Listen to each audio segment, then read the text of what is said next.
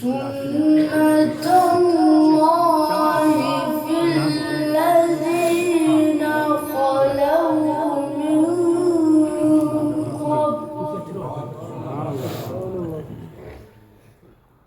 وكان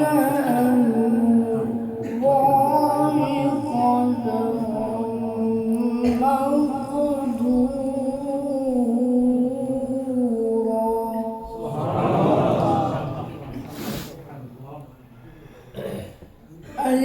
الذين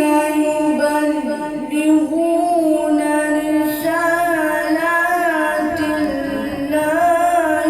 ويخشونه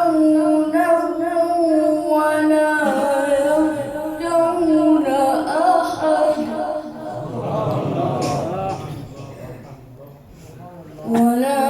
يخشون أحدا إلا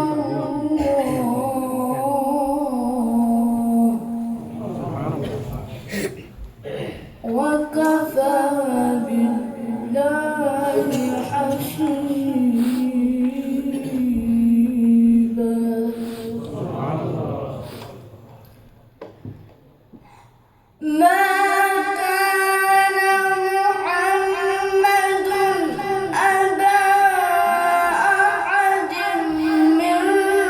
رجالكم ولكن رسول الله سبحان الله ولكن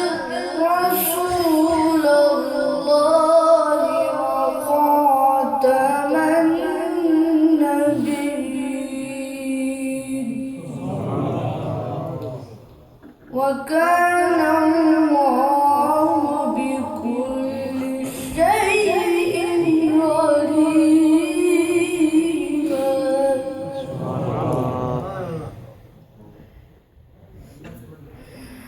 يا أيها الذين آمنوا اذكروا الله ذكرا كثيرا وسبحوه بكرة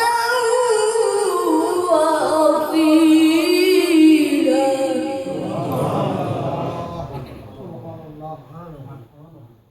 هو الذي يصلي عليكم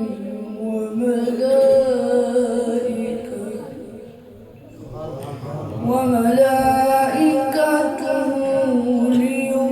ليخرجكم من الظلمات إلى النور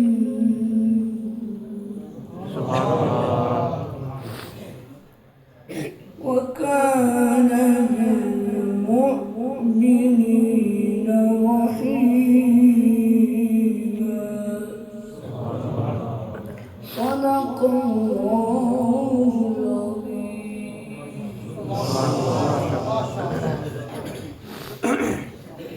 तेरे ज़मीर पर न हो जब तक